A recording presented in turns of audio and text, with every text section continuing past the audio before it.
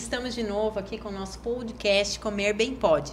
E hoje nós vamos entrevistar Fábio Gonçalves, fisioterapeuta. Vamos conversar um pouquinho para ver como que funciona esse Comer Bem Pode com o Fábio? Fábio, muito obrigada por você estar aqui. Eu que agradeço o convite.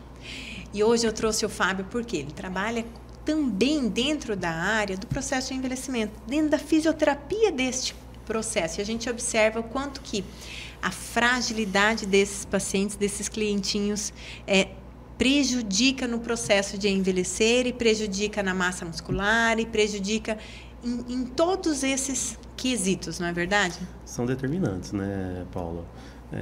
Eu tenho falado para meus pacientes assim, que não adianta, por exemplo, a gente fazer só fisioterapia se ele não se alimentar bem, que é o mais importante na minha opinião, dormir bem, né, e seguir a risca aquilo que a gente propõe. Senão o resultado não acontece. Me diz uma coisa, Fábio, por que você foi para a fisioterapia? Nossa, isso daí é uma história bem engraçada.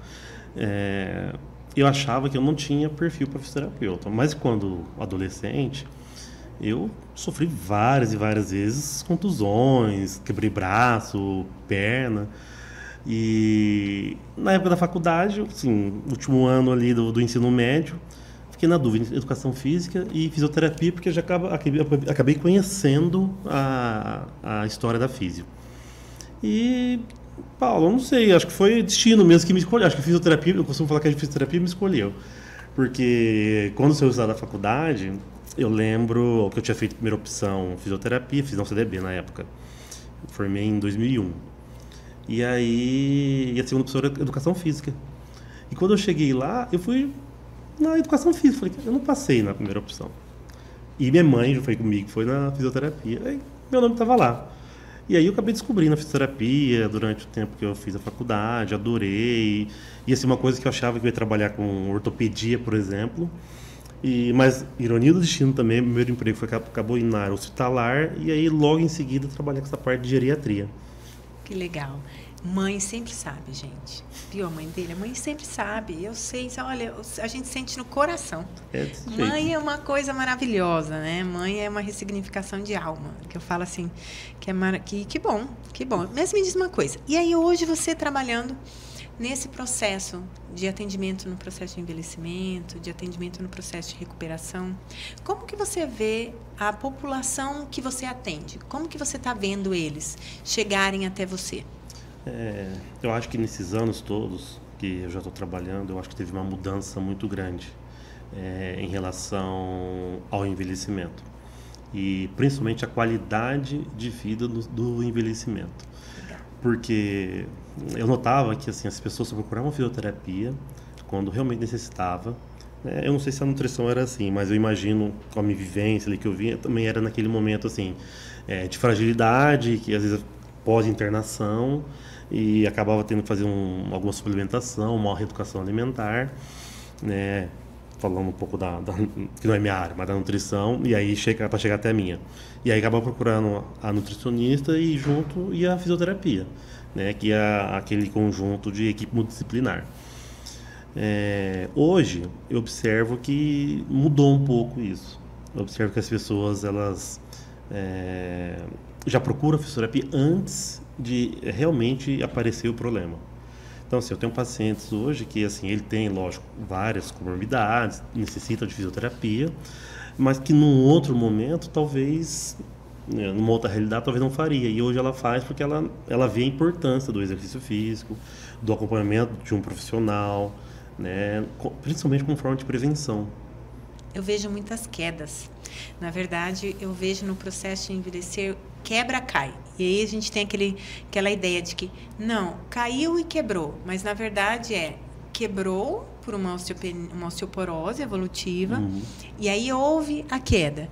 E aí que vem, em grande maioria, toda essa preocupação por todo esse complexo, né, interdisciplinar, multidisciplinar dos profissionais. E quando acontece isso, você já está muito aquém, muito além do que já deveria ter buscado antes, né? Não, a queda, sim, é um fator preponderante, né? Sempre teve isso, acho que não vai mudar em relação a isso. Mas eu digo assim, hoje, por exemplo, o que eu vejo são pacientes que não esperam chegar nesse momento da queda ou da fratura, né? Quando ele sente uma leve fraqueza, já principalmente de membro inferior, de perna, né? Ele já falou, opa, tem alguma coisa errada. E aí ele já procura o médico, já procura o fisioterapeuta, já procura o nutricionista, né? E sempre tem uma coisa sempre ligada à outra, né? Fazer um pouquinho de... puxar um pouquinho de sardinha para Paula, você vê que toda vez que a gente atende algum paciente, a primeira coisa que a gente nota, assim, essa parte nutricional, a gente já indica você. Porque não adianta, é que eu falo para os pacientes, não adianta eu querer... muitas vezes não vou conseguir o resultado que eu conseguiria num jovem, né? Mas não adianta eu querer trabalhar com ela, principalmente em questão de fortalecimento, sem uma boa nutrição. A gente observa muito, quando eu olho os exames laboratoriais, albumina abaixo. Então, só para vocês entenderem um pouquinho, a gente tem as proteínas totais, um exame laboratorial que a gente faz, e as frações. Dentro dessas frações, que é um exame de sangue, a gente tem a albumina.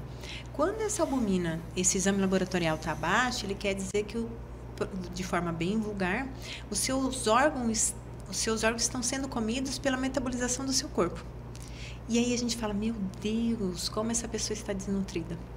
Como ela precisa, além de um suporte de se possível, hiperproteico, se não, normoproteico, que também nós temos excelentes resultados, né? Mas precisa de todo esse acompanhamento interdisciplinar, de comer direito e um estímulo correto. Exatamente. Porque se não faz o estímulo correto, eu vejo as lesões. Vai fazer, não, estou fazendo sozinho. A hora que a pessoa fala para mim, estou fazendo sozinho, como o senhor está fazendo sozinho? Daí vai me explicando, falei, meu Deus do céu, vai ferrar. Não, isso é uma onda que esses dias eu tenho pensado muito, refletido muito sobre isso. Não só o idoso, tá vindo assim do adulto jovem, até do adolescente. Eu vejo lá, tenho um filho que é adolescente, a preocupação com a alimentação hoje, com a prática de atividade física, mudou muito. Claro, tem muita questão da mídia, né? Hoje a mídia bate muito em cima disso. Mas eu vejo que essa questão de fazer a forma correta, às vezes de executar o movimento correto. Às vezes a gente está ali na academia, a gente que faz academia, está lá vendo alguém fazendo exercício, e o cara fala, o cara pega um peso danado. Mas quando você vai ver a técnica, está uma técnica totalmente errada, sabe? E aí eu falo, cara, mas está errado isso daí. E aí a hora que você começa a fazer a técnica correta, aí você acaba reduzindo um pouquinho o peso, até você pegar a prática da técnica. E assim a fisioterapia, né? Fisioterapia... eu costumo falar que fisioterapia não tem mistério. É só você fazer a fisioterapia. É simples. Tem que fazer o que tem que ser feito. Porque às vezes as pessoas querem mudar, querem inventar. E eu digo que mudança ela é boa, desde que seja comprovado que essa mudança vai trazer algum benefício para a pessoa. Senão, esse negócio de muita... modismo, exatamente. Não dá certo. Eu falo assim, eu sou pesquisadora, amo pesquisa, amo algo novo, mas esses dias a menina falou assim, não, mas você não ama algo novo, você é careta? Eu falei assim, não, eu não sou careta. Eu acredito que, será que realmente vai dar certo isso? Tem que ver com um profissional que é da área. Acho que esse negócio aí não vai dar muito certo, porque o entrar na moda e no modismo, nesses excessos, você fragiliza um corpo dentro da fisioterapia. E se ocorre uma lesão, eu vejo quando eu já me machuquei algumas vezes. Meu Deus, 90 dias, 45 dias a 90 dias para recuperar alguma coisa. E aí já foi seu rendimento, você já fica depressiva. Falei assim, gente do céu. E a pessoa no envelhecimento é mais ainda, né? Mais, nossa. Falar, inclusive, essa questão da depressão ser um fator, nossa, super importante nesses pacientes idosos. Hoje ainda eu estava conversando com uma tia. Ela infartou uns 15 dias atrás. E assim, tá de alta, graças a Deus, tá bem em casa já, mas ela tá triste. Você vê que ela tá triste, aquele olhar dela bem... E aí a gente conversando, né, ela foi ao médico hoje também, e ele falando, a maioria das pessoas que passam por esse processo, o pós, a pessoa tende a ter uma depressão. Porque mexeu num órgão importante, né, vital. E aí, acho que ali, isso na minha visão, acaba gerando um monte de questionamento. O envelhecer gera muitos questionamentos. Será que sou capaz? E ela já e a pessoa já é idosa. E aí começa a vir as complicações. Eu falo, meu Deus do céu. Aí a hora que você fala, por exemplo, eu bato muito lá na minha casa, também meu pai está 72 anos, né, da prática da atividade física. meu irmão também, meu irmão é advogado, mas meu irmão bate, sim, ele estuda bastante e vê muito essa questão e a importância da atividade física na idade deles. E aí, e a minha tia é daquelas pessoas assim, que acho que é a grande maioria. Nasceu lá no interior, foi criado naquela modo de foi criar para ser dona de casa, né? Então é uma ótima pessoa para fazer as coisas, atividades de casa, mas quando fala que é para fazer atividade física, que ela tem que fazer fisioterapia, ou que ela tem que suplementar, ela não quer, não acredita. E aí é um preconceito, é um né? preconceito, exatamente. E aí é uma luta, né? Eu tenho um preconceito do meu pai. Eu falo para ele assim que ele fez que em muitas vezes ele deve estar vai assistir, né? Mas vamos lá, te amo. Mas o pensamento é o seguinte, que eu falo: você fez um investimento tão alto na sua filha, assim, criou junto, claro, com a mãe, criou tudo, fez uma formação, geronto foi particular, paguei na Europa particular e foi ele que pagou quando eu recém formei e não usufrui, né? Sua tia tem você, não usufrui. Assim, eu tenho tias, nossa, todos usufruem, eu tenho o maior prazer de sentar e explicar e ver o desenvolvimento, o crescimento, não só na clínica do consultório, mas muitas vezes em aniversário de criança, alguém chega para mim, senta e conversa, tenho o maior prazer em sentar, explicar, e daí num outro aniversário, não, Paulo, eu fiz isso, não sei o quê. Nossa, isso me dá um prazer em ver o desenvolvimento que a pessoa está melhorando, porque a gente tem uma missão de vida. Exatamente. E o que faz a gente acordar de manhã, crescer, se desenvolver, é a missão de vida. O retorno financeiro, ele é o a mais que chega pra gente e ele vai vir. Consequência, né? E ele é a consequência que vai vir. Eu falo pra ele assim, pro meu pai, falo, pai, vamos usufruir aí mais, cara. Tá usufruindo é muito pouco, hein? Ainda mais que, né, dá pra usufruir bastante. Mas é muito difícil pelo processo de criação, que acredita-se que nós, na rotina de donas de casa, de limpar a casa, de organizar, claro que isso despende um fator de energia, só que nós não fazemos o certo. Nós não limpamos uma casa, ajoelhamos e levantamos da forma correta. Não. Eu já até tentei, mas é impossível. Não, até o cabo da vassoura ou do rodo ali não é o adequado, né? A pessoa, eu sei que gera um esforço. Até eu tenho uma amiga, uma endócrina, que esse dia eu estava tirando um sarro dela, que ela falou assim, Fábio, deixa eu fazer exercício hoje. Eu falei, não, eu limpei casa. Não preciso fazer exercício. Nossa, você já limpou a casa? Eu lavei a minha casa. Falou, Fábio, larga de ser sem vergonha. Vai fazer a sua academia. E é verdade. Mas assim, antigamente, como tinha-se essa cultura, não, eu limpei casa, eu lavei, eu passei, eu fiz isso, eu fiz aquilo. Não preciso fazer. O máximo uma caminhada. Que lógico, a gente sabe que é importante, né? A gente fazer e tudo mais. Porém, hoje eu vejo que, assim, além da caminhada, você pode fazer uma musculação, você pode fazer algum outro tipo de exercício, né, para fortalecer, e isso acaba trazendo benefícios muito maiores. Liberações hormonais exógenas, bem-estar, sanamento de depressão, equilíbrio de todas as funções orgânicas. Se a pessoa soubesse tomar uma vitamina Dzinha direto do sol...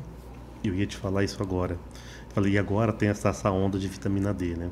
Assim, a gente até então achava que às vezes a pessoa estava meio deprimida, ou ela estava meio, sentia-se preguiçosa com o corpo. E quando você falou das taxas hormonais aí, eu lembrei na hora. Eu lembro, vou contar uma particularidade aqui, que eu passei uma época que eu estava assim, eu estava preguiçoso, estava mais obeso, e aí eu fui fazer os exames. Cara, na hora que chegou minha vitamina D, ela estava lá embaixo. E eu não acreditava que aquilo lá não é possível. E aí eu comecei a fazer reposição, comecei a caminhar no sol, fazer reposição também. Minha vida mudou, Paulo. É outro mundo. É outra coisa. Fora que aí os benefícios que entram, não só para gente, mas principalmente para os idosos. Que daí a questão do sono, né? A questão, por exemplo, a minha tia...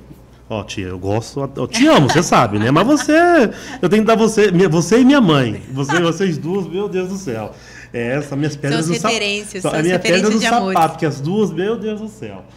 Enfim, aí a gente pega muito no pé delas, principalmente, né, das duas ali, e do meu pai também. para estar fazendo essas coisas, porque a gente vê que muda, porque de repente a minha tia fala assim, eu não preciso de remédio para depressão, eu não preciso disso, eu não preciso daquilo. Mas tem dia que ela tá assim. Mas se você não precisa, por que você tá assim? Né? Quer dizer, todo mundo precisa de ajuda. Exatamente. E o idoso, eu acho que muito mais. A rede de apoio. Exatamente. A rede de apoio não é só a família, é os profissionais também que estão ali para te ajudar. E é muito interessante quando a pessoa fala assim, não, vou lá, vou suplementar e vou tomar o remédio e tá tudo certo. Uhum. Não adianta. O remédio ou o suplemento não faz milagre. Eu falo para a pessoa que toma a suplementação que a gente estava falando de vitamina D, né? Ok, eu vou fazer a suplementação de vitamina D, vou associar um H2, vamos suplementar aí um whey se for possível, uma base de aminoácido, ok. Mas se você não se expor ao sol, você vai suplementar para o resto da vida? Você vai se submeter a todo momento uma não mudança de estilo de vida, se submeter a altas doses de suplementação, não que, muito pelo contrário, sou super a favor de suplementação, mas assim, você vai sempre ter que estar suplementando, sempre ter que estar tomando uma medicação para estar bem? Sabe o que eu vejo desse momento, assim, essa questão de suplementar e tudo mais? Ela é muito boa, ela é muito gostosa, entre aspas, quando a gente realmente necessita. A partir do momento que você consegue dar aquele up, que você consegue já melhorar tá, a sua alta astral, né, a sua vontade em fazer atividade física e tudo mais, quanto mais natural, melhor. E aí, se a gente puder ir desmamando, de repente, e ir tomar sol, por exemplo, caminhar no parque no domingo. Eu adoro caminhar no parque no domingo.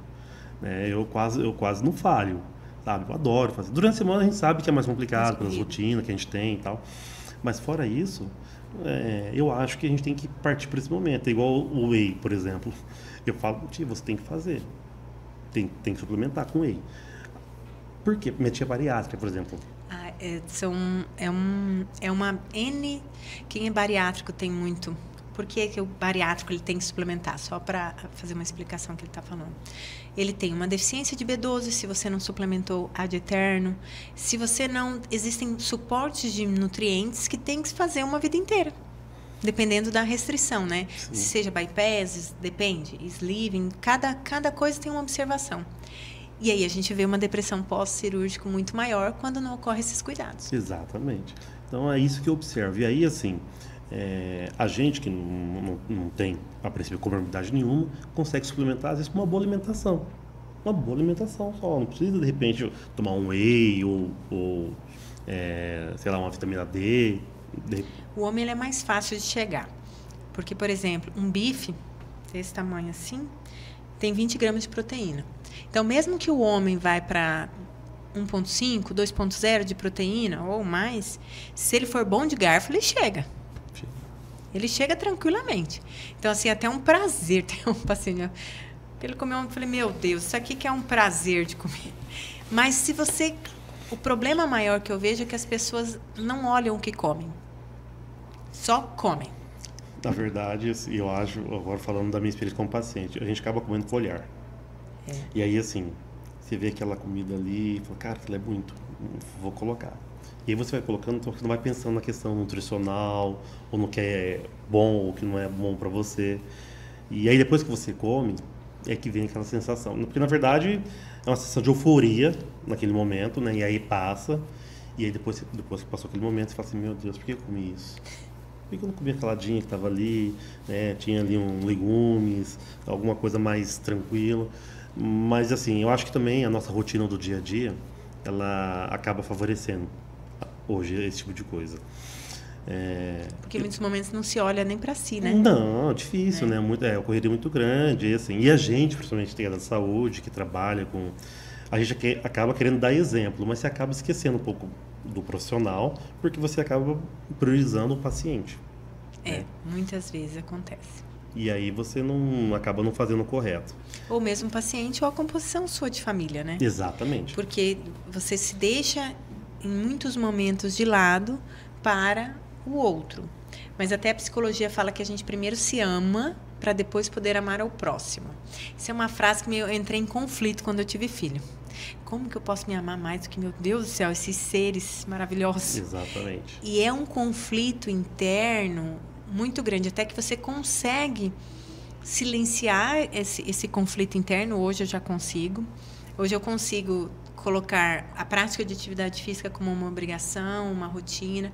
Não sinto culpada de vou para a academia e deixo as crianças. Não sinto culpada. Mas o que eu vejo é a culpa e também não envelhecer a culpa de que por que eu não fiz antes. Exatamente. Mas Paula, essa cultura está mudando. Eu observo, assim, eu tenho observado muito em relação a essa questão de cultura mesmo, de fazer atividade física, de procurar fazer atividade. Quanto mais cedo, melhor. E eu acho engraçado, porque a academia que eu frequento, eu fico olhando, tem vários idosos. Vários idosos.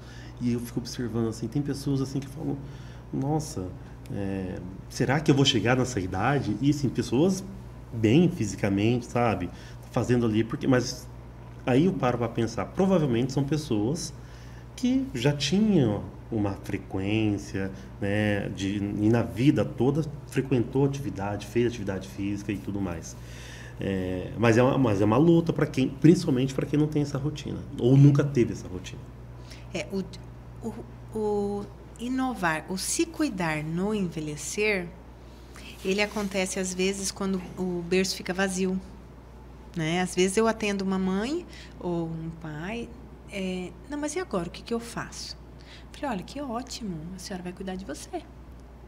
Nós vamos começar a cuidar de você. E às vezes acomete a grande maioria dos meus pacientes, eles vêm com alguma comorbidade. Mas como eu vou fazer isso? Não, vamos por partes. Vamos começar cuidando dessa parte, vamos para a fisioterapia, vamos cuidando dessa outra. E aí vai equilibrando e é possível. Eu vejo essa questão, assim, é bem complicada mesmo, essa questão de você se amar primeiro e depois os que estão ao seu redor, e principalmente papai, né, mãe. Você teve essa crise com o pai? Eu tenho ainda. Eu tenho uma menina de 4 anos que ela, olha, rapaz, o meu filho, assim, eu vivo os extremos. Meu filho tem 17 anos e tem uma menina de 4 anos. E aí os dois acham que você sabe tudo. Né? Porque uma tá começando e o outro já fazendo. Ele acha que sabe tudo. E aí, o de 17, esse dia eu tava meio triste com ele. Assim, falei, cara, poxa, ele é aquele cara que ele tá indo. O que ele precisa, eu costumo falar que o meu telefone tá gravado no celular dele como Pai Pix. Na hora que ele precisa de dinheiro, ele lembra de mim. Na hora que ele não precisa, ele esquece. Né? E a minha filha, ela acha que ela sabe tudo, até porque hoje eu fico pensando, cara, como que evoluiu também essa questão. Hoje as crianças de hoje em dia sabem muita coisa. E aí... São estimuladas, né? Foi até engraçado, olha só, aconteceu um fato essa noite. A gente estava dormindo e tal, e caiu um negócio lá na minha casa. Aí eu acordei, né? E eu fui ver o que era tal, lá fora. Aí era um negocinho lá, enfim. Aí hoje de manhã eu falei, Heloísa, por que você acordou? Por que você foi comigo lá no... Assim, eu fui para te proteger. Você estava com medo de ir. É verdade, o pai estava com medo de ir, por isso, obrigado então. Falei, nossa, como você é corajosa. Mas você vê que muda, vai mudando as coisas. E assim, a informação que meu filho tem, por exemplo, hoje, é bem diferente da informação que eu tinha nos meus 17 anos. Como a informação que minha filha de 4.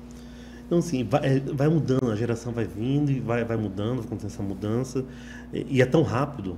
E quando a gente percebe, falei, meu Deus do céu. Mas aí, falando dessa questão da gente, né, se priorizar, eu vejo muito isso na minha família. Na minha família eu vejo isso muito. A minha mãe, a minha tia, primos, né, tias, outras tias, que acabam, assim, deixando de se cuidar, né? O meu entendimento é isso. Eu acho que eu tenho que, se eu fizer isso, eu estou sendo egoísta, né? E para ajudar o próximo. E eu falo, não, a gente tem momentos da vida que a gente tem que ser egoísta. Exatamente. Eu falo no sentido de se cuidar, de estar bem. Senão, como que eu vou poder ajudar o próximo? Como eu vou poder ajudar minha mãe, ou a minha tia, ou meu pai, ou a minha filha, se eu não estiver bem? Né? E aí, assim, só que é um mecanismo bem difícil de ser trabalhado. É porque, historicamente, você tem que doar para o outro e não para si. Exatamente. Nós não somos criadas para se cuidar. No mundo ele é para atender o outro, até pela nossa criação um pouco mais rígida. Ela fala, não, você tem que atender o mais velho. Não, primeiro é o outro, depois é você. E eu vejo isso no envelhecer. O quanto essas senhoras e esses senhores sofrem hoje com esse processo. O homem mais velho eu vejo pouco. Assim, ele é mais resistente na prática da fisioterapia, mais resistente em aceitar o que há necessidade. Mas aceita se cuidar, se é bem esclarecido tudo. Já a senhora, ela preconiza e prioriza o esposo, ou o companheiro e os filhos, a si próprias para se melhorar. Verdade. Então, esses dias eu falei, não, vamos fazer o encaminhamento de fisioterapia. Não, então ele faz primeiro. E eu depois falei, mas a senhora está com osteoporose, eu acho que vai ter que fazer primeiro você, então. Não, mas ele tem que ser primeiro. Eu falei, não. Neste caso aqui tem que ser você primeiro. Nossa, foi assim? Eu falei assim, não, a senhora é primeiro. Ele não tem osteoporose, a senhora tem, daqui a pouco a senhora se quebra aí. Tô vendo minha mãe falando. Minha mãe é assim. Meu pai é o primeiro, meu pai faz as coisas. Se você vai ao médico, às vezes os dois têm o mesmo problema, mas primeiro ele. Porque ele é mais velho, porque eu não posso, porque eu tenho que cuidar da casa, eu tenho que fazer isso, tenho que fazer aquilo. E aí eu falo, mãe, não é... Por que não os dois? Exatamente. Os dois, um vai ser companheiro do outro, um vai motivar o outro. Mas vem essa questão daí de cultura de novo que eu falo. Assim, minha mãe foi professora, meu pai também, os dois são professores aposentados. Mas assim, sempre trabalharam, Paulo. Trabalham muito, muito, muito. E eu falo, e minha mãe ainda, ela é 10 anos mais nova que meu pai. Eu falo que minha mãe aposentou muito cedo.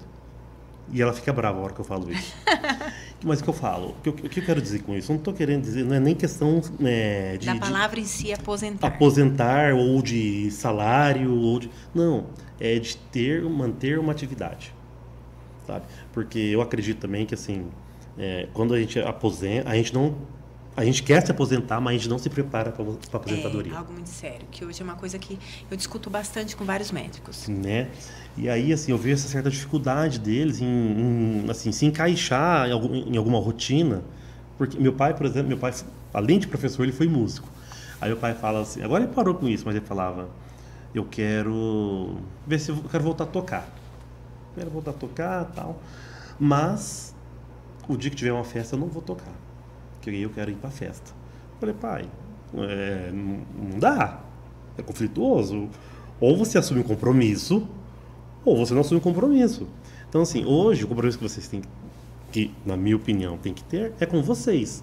Então, assim, cria rotina para ir para academia, cria rotina para fazer, sei lá, algum trabalho beneficente, mas coisas que vai impactar na sua saúde mental e física.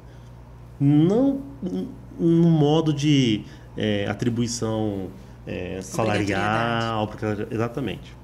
O que eu observo, teve esses dias até discutir com um profissional médico, ele falou, não, essa pessoa não tem que aposentar. Eu falei assim, eu acredito que tem que. Daí ele falou para mim, uma doença crônica, evolutiva, e que há a possibilidade na legislação de se aposentar. Então, aí ele falou para mim assim, você com essas suas... Está orientando? Eu falei assim, não, depende. A pessoa tem 3 serviços. Se ela tem a possibilidade de aposentar de um para que possa se dedicar à sua saúde, ela tem 3.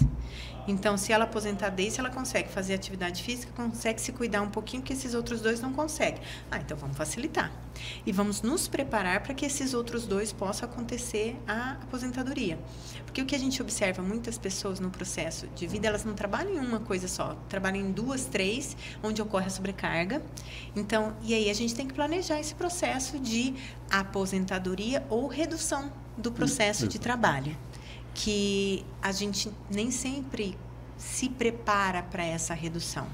Esse se preparar, hoje a gente tem uma equipe que eu participo de paliativo, que é o processo de dor, e o processo, a gente pensa, é só da morte. Não, é o processo de dor em algum momento da sua vida, que pode ser inclusive na pediatria, e o processo também de ir para uma evolução para a morte ou não. Ou você trata aquele processo de dor que iria para a morte, mas não foi, você vem para o outro patamar de se cuidar. mas que você também tem que se preparar. E saber qual é o passo que você vai dar no outro momento. E o que eu vejo é que a gente não se prepara para esse outro momento. Não. Sabe, você falando disso, esse dia eu estava escutando o Augusto Cury, e ele falando desse processo todo de vida e de morte e tudo mais. E assim, eu gosto muito de ouvir essas coisas, primeiro porque, né, a maioria dos pacientes que a gente atende são pacientes idosos. E segundo, assim, é uma vivência que todo mundo vai ter que passar. E aí eu vejo que, assim, por mais que a gente não queira, mas a gente tem que passar e se preparar para a morte, que é a única certeza que a gente tem. Todo mundo vai morrer um dia. Agora, como você quer ir? Exatamente. E aí ele falando, não é porque eu tenho uma comorbidade, ou uma doença grave, ou um estado grave, que eu vou começar a me ver lá antes do tempo. Não, vamos viver. Vamos viver, cada dia é um novo dia, mas assim, aproveitando aquele dia. Não pensando que aquele dia é um dia menos na minha vida. Não, é um dia mais, né? E a morte vai ser um processo natural que todo mundo vai passar. Eu vejo muito isso. Tem um paciente aí também que a gente tem há anos, e aí ele está no paliativo. E aí, assim, no início foi muito conflituoso para a gente, até a gente da equipe, porque é um processo que vai acontecendo e às vezes você está tão inserido na rotina ali que você não percebe. E quando chega, você fala, meu Deus do céu, que dia que vai ser? Será que vai ser hoje? Será que vai ser amanhã? E aí eu vejo que não. A gente não tem que criar essa expectativa, a gente tem que fazer o que tem que ser feito, né, da melhor forma e aproveitar aquele dia. Hoje foi mais um dia. Exato. É isso que a gente tem que pensar. O se preparar para o envelhecer ou estar mais velho e se cuidar é algo que a população tem que se conscientizar. E só assim, terminando isso em relação ao paliativo e à morte, isso não quer dizer que eu não vou sofrer. Não vou chorar de repente, né? Lógico que vai acontecer. É um ente querido, uma pessoa que você, né, estava ali cuidando e tal. Mas isso não pode também significar o fim da sua vida. E a gente, eu falo, profissional da saúde, eu acho bem interessante isso, que eu penso bastante sobre isso. Assim, a gente vive numa linha bem tênue. A fisioterapia, principalmente, eu acho. Porque a fisioterapia, ela acaba criando uma rotina com esses pacientes. Então, assim, tem pacientes que a gente atende já tem 6, 7, 10 anos. Né? Então, você acaba virando parte da família ali. Aniversário é convidado, vai para as festas. Tudo, né? E aí, assim, é lógico que eu ainda tenho um pouco de certa resistência. Mas eu sei que tem colegas que frequenta, final de semana vai para churrasquinho e tal. Eu ainda tenho uma certa resistência porque eu acho que a gente tem que manter essa distância. Mas assim, isso não quer dizer que eu não goste dele, que eu não vou sentir o dia que ele não estiver aqui. Né? É engraçado isso. E aí, quando a gente vê esses pacientes, principalmente nesse processo de envelhecimento, e que você sabe mais ou menos como é que vai ser o fim da vida, a gente tende a meio que criar uma barreira. Uma proteção. Uma proteção, exatamente.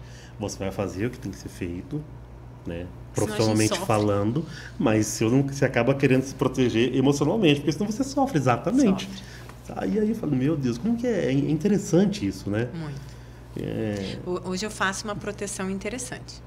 Já sofri muito, porque querendo ou não, se ocorre um sofrimento de quem você está atendendo, você fala, meu Deus, a gente pode melhorar tal coisa. E aí a família fala, não gostaria. Uhum. Ou vira, não, eu gostaria que fosse de tal forma. Você fala, mas aí assim vai dar uma acelerada. Não, mas a gente quer assim, ok. Não é você que escolhe. Outro dia eu vi um colega falando exatamente isso que você falou, assim, de cuidado, né? Ele é técnico de enfermagem, ele falando, a gente fez uma reunião e ele falando, cara, eu vou falar um negócio só para vocês. Nós podemos ajudar de duas formas o paciente, principalmente o paciente paliativo. Ou dando qualidade de vida para ele enquanto ele está aqui fazendo o melhor que a gente pode, ou acelerando a morte dele, deixando de fazer o que tem que ser feito. Então, assim, eu queria que todo mundo pensasse e refletisse sobre isso. Porque aí você vai escolher a forma que você quer ajudar esse paciente. E é uma realidade. É uma realidade. Porque a gente vê também, Paulo, assim, então a gente está ali na casa, no dia a dia e tal, que às vezes a família aceita alguma situação, o médico vem e explica a situação, mas de repente não é feito da forma que tem que ser feito pelos profissionais. É. E aí nessa hora entra um processo também difícil, que é o processo, é aquele técnico, aquele fisioterapeuta, ou qualquer um da equipe ali, que não se encaixou naquele momento, não percebeu que o paciente evoluiu e que hoje o cuidado é diferente, e de repente você tem que chegar e ter uma conversa séria com esse profissional também e falar, olha, ou entra, né, se encaixa nesse novo modelo, ou vou ter que sair. E muitas vezes daí a família que não quer. Porque daí a família assim, ele já faz parte daquele contexto familiar. E aí ela começa a resistir. Não, já ficou com a gente até agora, deixa. E assim, tem hora que você fica, né, enlouquecido. Porque você não pode fazer nada. Não pode, não dá. Então é muito difícil isso. E o aceitar na nutrição, quando a gente tem uma proximidade da morte, a gente vai reduzindo a dieta. Nós reduzimos dieta, verificamos motilidade intestinal.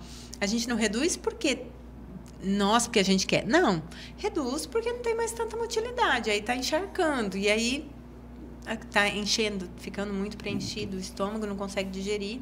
Você reduz um pouco, adapta, modifica a consistência e a gente observa uma resistência, né, desse processo. Muito grande. E assim, muitas vezes, eu volto a falar, é mais da equipe do que da família. Porque se você tem uma maior firmeza, a família, você conseguindo exemplificar, desenhar. Claro que muitas vezes você conversa, você escreve, você desenha, e você tem que ter várias formas de mostrar. Mas aí você consegue que estale a família. E aí os profissionais, a gente resiste. Mas essa questão de paliatividade, eu tenho de uns dias assim, observado assim, a tendência cada vez mais a gente trabalhar com esse tipo de paciente. Muito. Né? Porque na minha família morre com 105 anos, 103. Então.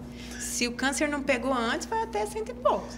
E aí eu fico pensando de que maneira a gente pode ajudar a gente enquanto profissional. E de que maneira eu posso ajudar enquanto filho, por exemplo. Porque isso vai acontecer na minha casa também. Sim. Né? E é engraçado porque assim, são 2 pesos e 2 medidas. Muitas vezes você sabe o que tem que ser feito, mas você não quer aceitar que faça com um ente querido seu. Né? E é um processo assim, muito doloroso para a gente também, para entender essa situação. Depois que você entende, eu acho até que fica mais fácil. Né? Lógico, voltando a falar, eu vou sofrer, eu vou sentir e tudo mais, porém você entende que esse é o ciclo da vida. Né? Vai chegar uma hora que não tem mais o que fazer. Porém, a gente pode escolher de que maneira a gente quer morrer. Eu acredito nisso. Eu também. Sabe? E muita gente assim, não se tocou ainda nesse sentido que você pode escolher. Outra coisa que eu vejo, assim, apesar de muita gente ainda não se tocar, tem muita gente que já tem se preparado para isso. Muitas famílias, eu vejo muitas famílias. Eu lembro que, assim, quando eu comecei, quando tinha esses pacientes mais terminais, né, paliativos, esse negócio mesmo até de diminuir, reduzir dieta não existia, não vai não, dá comida pro meu pai, né? A fisioterapia, vamos reduzir a fisioterapia, porque de repente não, vamos continuar, fazer a mesma coisa. E porque só tá estressando. Exatamente, porque não havia esse entendimento. Hoje, com a evolução da medicina e assim, a própria essa área mesmo dos médicos, dos físios, da nutrição, da enfermagem, a gente foi entendendo que a partir do momento que você prepara, que você conversa, que você mostra para a família, é uma coisa mais tranquila, menos pesada. É uma parte da vida. Exatamente. Esse é um processo que é a única coisa que a gente tem certeza. E que tem que ser muito bem visto como eu quero estar na minha passagem, eu falo. Exatamente. Às vezes a gente atende oncologia que está tão séria e a pessoa vira para você e fala assim, eu queria na minha passagem, e falo que gostaria. Ok, eu sou nutricionista, posso conversar com a equipe, mas eu preciso que você sente com a sua família. Não, mas minha família não vai querer. Tá, então nós vamos escrever. Nós vamos escrever, hoje existem N possibilidades de deixar escrito e a sua família é a sua escolha. É bem interessante todo esse processo. Nossa. E a gente vê muito agora, assim, né, Paula? Acho que a nossa população está envelhecendo, né? Tá. Envelhecendo, a gente tem visto, nós assim, também. Coisas... Eu falo que esses dias um primo meu pegou, viu uma foto, falou, nossa, como que o tempo te fez bem, né? E a gente começa a ver aquelas fotos antigas, era tudo diferente. Quer dizer, a gente envelheceu hoje, lógico, mas eu acho que a gente ganhou em qualidade de vida. Ganhamos. Eu acredito que ao passo que a gente lida com o outro, e se você conseguir tomar para si o seu processo de aprendizado, você se melhora muito. Muito, muito mesmo, assim. E fora essa questão do envelhecimento, né, que eu acho a troca de informação muito bacana. Nossa, você vai trabalhar com um paciente idoso, aquele cara que é consciente, orientado, e ele começa a contar a história de vida dele. É um livro. Nossa, eu fico admirado, eu adoro esses pacientes, porque eu aprendo muito, né? Coisas assim, de repente você está ali, principalmente na parte prática mesmo do serviço, às vezes você está batendo, né, dando murro em ponta de faca, e ele vem assim e te fala uma coisa assim, eu tinha uma empresa e isso acontecia, e eu resolvi dessa maneira. Às vezes é uma coisa tão simples, e a gente... O envelhecer é uma vivência constante, né? Assim, uma época meu pai quis parar de trabalhar e aí ele falou para mim assim, como que você é a única que é contra? Eu falei assim, eu sou contra porque eu acho que parar, se o corpo solicita, a alma pede, ok. Mas você parar tendo sendo um crânio, sabe, no desenvolvimento daquele serviço e o seu corpo dá conta, é um desperdício. Eu acho também. É um desperdício para a sociedade. Aí aquela questão, né? Reduz a carga. Reduz a carga só. Não precisa fazer. Trabalha meio período. Né? E o outro você vai fazer o que você quer fazer. Vai, sei lá, caminhar no parque, vai pro shopping. Né? Aí vai viver. Você faz, vai viver. O que você acha que é o viver. O que é viver para você, exatamente. Isso é muito legal. Mas olha, que conversa maravilhosa, né? Gente, eu gostaria de agradecer muito a presença do Fábio. Fábio, deixa pra gente aqui os seus contatos. Se quem quiser ir conversar com você, pegar sua fisioterapia, gente. Eu tenho uma empresa, né, chama Sempre, a clínica de fisioterapia. E sou um dos sócios lá da Sempre. O outro meu sócio é o Wilson. Quem quiser falar com a gente, pode ir através da página do Instagram, que é Clínica Sempre, né? Clínica, só um minutinho que agora eu esqueci. Peraí. Da parte vai ter que cortar, eu acho, hein? Porque agora me deu um branco da página da clínica. Ele corta. Clínica _ Sempre. Então vai. Tá? 1, 2, 3. A página da clínica lá é Clínica _ Sempre. Se quiser também pode ser através do WhatsApp, do 679 9916 1036. E a gente está à disposição. Tá aí, o que precisar, a gente está pronto para servi-los. Gente, quero agradecer muito vocês que estão aqui escutando a gente. E eu espero vocês no nosso próximo podcast. Comer Bem Pode. Espero vocês.